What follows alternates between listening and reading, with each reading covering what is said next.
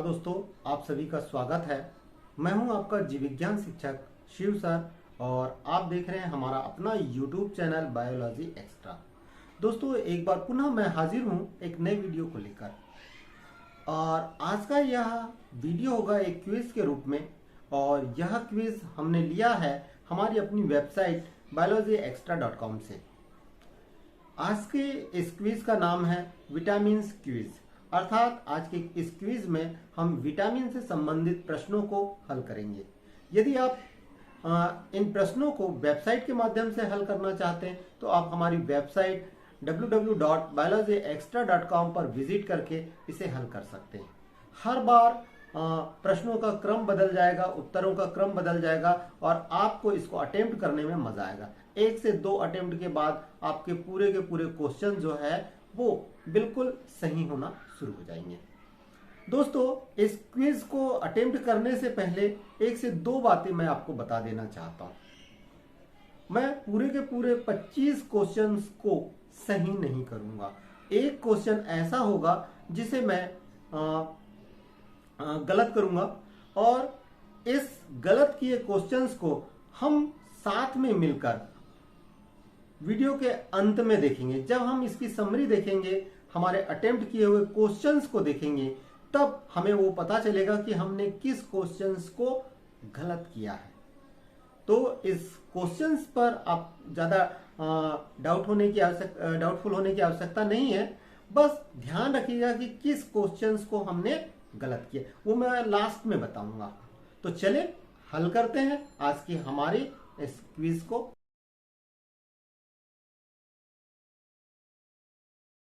Quiz vitamin quiz, और इसमें हमारा पहला क्वेश्चन है, जनन क्षमता में कमी किस विटामिन की कमी से होता है। तो आपके ऑप्शन है विटामिन ए, डी, ई और के, और इसका जो सही जवाब होगा वो है विटामिन के। दूसरा प्रश्न देखिए, उस विटामिन का नाम बताइए जो खट्टे फलों में पाया जाता है। ये बहुत ही सरल सा प्रश्न है और इसका सही जवाब है विटामिन सी। नेक्स्ट क्वेश्चन देखिए, निम्नलिखित में से कौन सा विटामिन जल में विलय होता है। जल में विलय विटामिन अगर हम यहाँ से बात करें तो ये विटामिन सी जो है वो जल में विलय होता है। चौथा प्रश्न देखिए, स्कर्वी रोग किस विटामिन की कमी से होता है।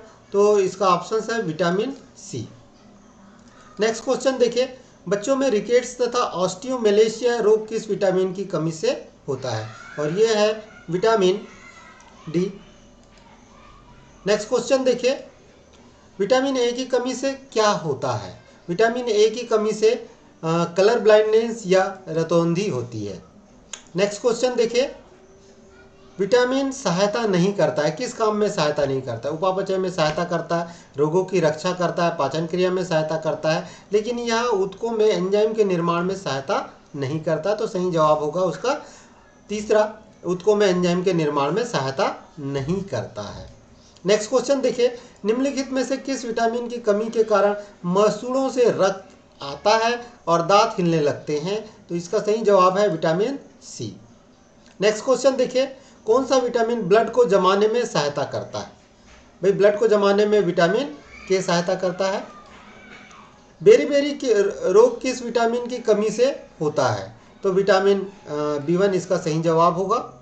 नेक्स्ट क्वेश्चन देखिए, निम्नलिखित में से कौन सा विटामिन यकृत में संचित नहीं किया जा सकता है। तो यकृत में संचित नहीं किया जा सकने वाला जो विटामिन है वो होगा, वो कौन सा विटामिन होगा भाई, विटामिन डी। हो सकता है इसका आंसर गलत भी हो सकता है, इसको हम लास्ट में देखेंगे। जब हम लास्ट में देखेंगे तो हमारे यदि कोई सवाल गलत हो गया है तो वो उसको हम करेक्ट कर सकते हैं। इसके बाद देखिए, कौन सा विटामिन वसा में घुलनशील होता है। भाई, कौन सा विटामिन वसा में घुलनशील होता है। तो यहाँ पे आ जाएगा इसका जवाब विटामिन के। फिर नपुंसकता किस विटामिन के कारण आती है। तो इसका सही जवाब होगा विटामिन ई। किस तत्व की कमी के कारण बेरी रोग हो जाता है। तो बेरी रोग थायमिन। किस विटामिन को एंटी कैंसर विटामिन भी कहा जाता है? विटामिन ए को एंटी कैंसर विटामिन भी कहा जाता है। फिर देखिए किस विटामिन को हार्मोन भी कहा जाता है? तो इसका जो सही जवाब होगा वो होगा विटामिन डी। नेक्स्ट क्वेश्चन पे है, सर्वप्रथम ज्ञात विटामिन कौन सा है? सर्वप्रथम ज्ञात विटामिन जो है वो है विटामिन सी। नेक्स्ट क्वेश्चन देखिए, सूर्य की रोशनी से हम किस विटामिन को प्राप्त करते हैं? तो इसका सही जवाब होगा विटामिन डी। नेक्स्ट क्वेश्चन पे जाए, मनुष्य की आंखों की स्वस्थ क्रियाशीलता कौन सा विटामिन बढ़ाता है? तो ये है विटामिन ए। विटामिन की खोज किसने की थी? विटामिन की खोज फंक ने की थी। एक्चुअल में कहीं कहीं पर जो है वो लूनिन का भी नाम आता है। विटामिन सी होता है, विटामिन सी का रासायनिक नाम एस्कॉर्बिक एसिड है, तो इसका सही जवाब होगा एस्कॉर्बिक एसिड।